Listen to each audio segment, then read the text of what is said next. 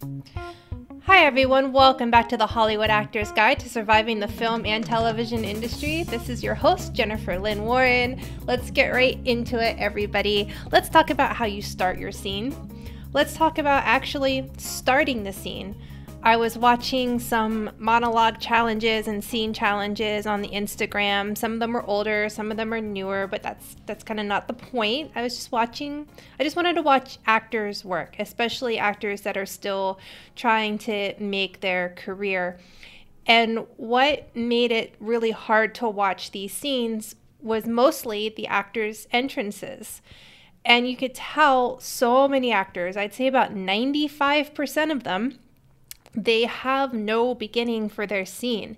They've got this deer in headlights look to them, and they're just trying to remember that first line so that they can reply to whatever their reader or they're just trying to remember their lines. And golly gosh darn it, the viewer feels it. And if you are not rehearsing your entrance over and over and over and over again, you're not ready to perform your scene. Part of your scene preparation has to be a rehearsed entrance. You really have to think about where your character is coming from. And it's just like how if you read a script or a book or anything, that first sentence, that first opening paragraph, that first page, how it begins, sets the tone and really tells you whether or not you want to continue reading the book, whether you want to continue reading the script, whether you want to continue reading the play. The opening is everything, and your audition is no different. Whether you're starting a scene or a monologue, it doesn't matter. If you're not giving us something that's real and interesting and authentic and emotional in the moments before that character even opens their mouth, then you're not acting. So rehearse those entrances, find the juiciness in it, find a real place to start. Don't be lazy about it.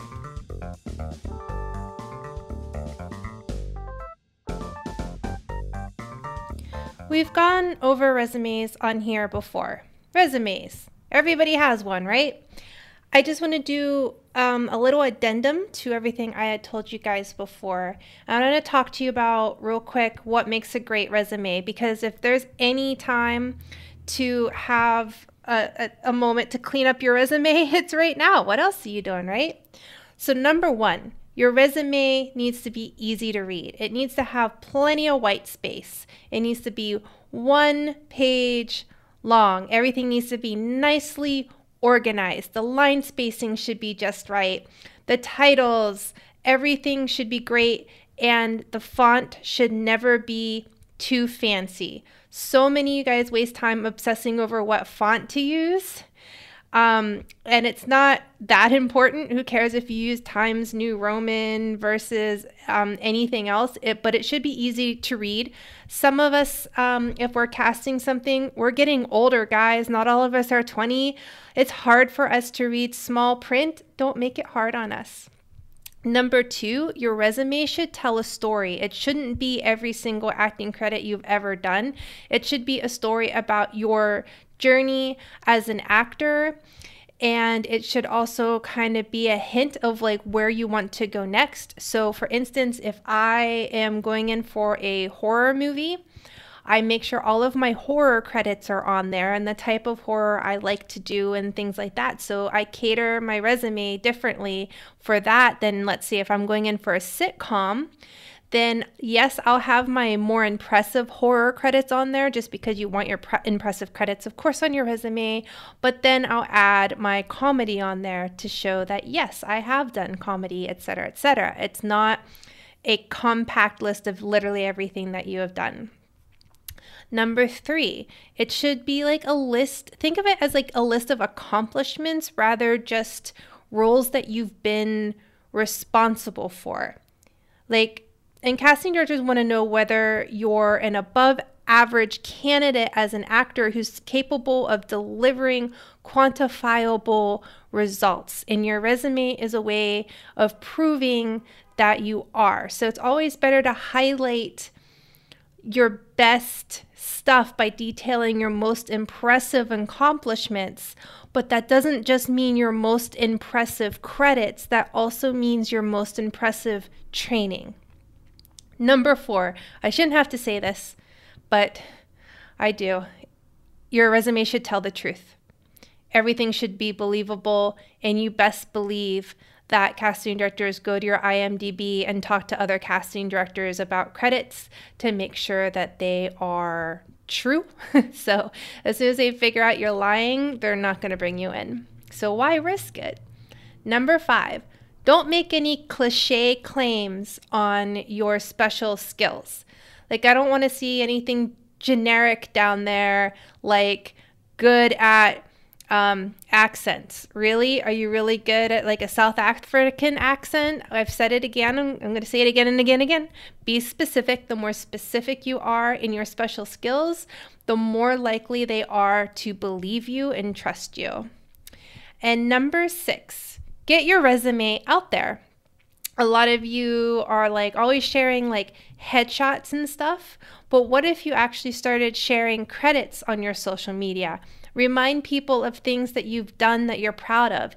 Even if it's older, if you haven't posted anything about it in like a year, it's not bad to be like, hey, remember this great thing I did that I won like Best Actor? Like, here's a new clip I decided to share with you guys from that cool thing I did. So take the time, clean up your resume, make it cool, make it cool.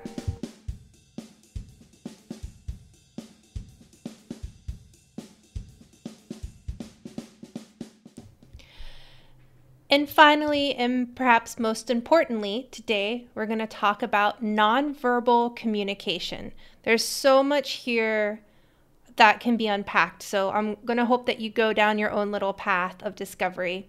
The thing is that if you don't see it in your head, you can't have it in your hands. And we're very expressive people.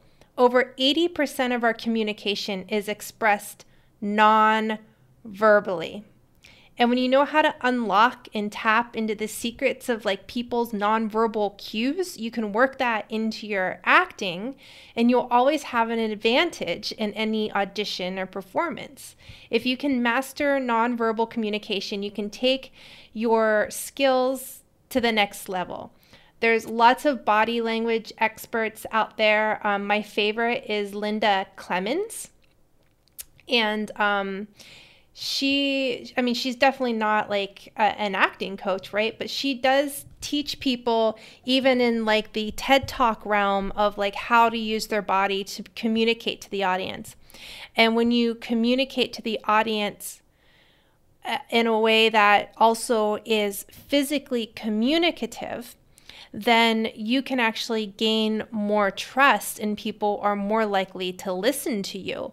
And that's what you want. You want the casting directors and the directors to listen to you and to be engaged in your performance.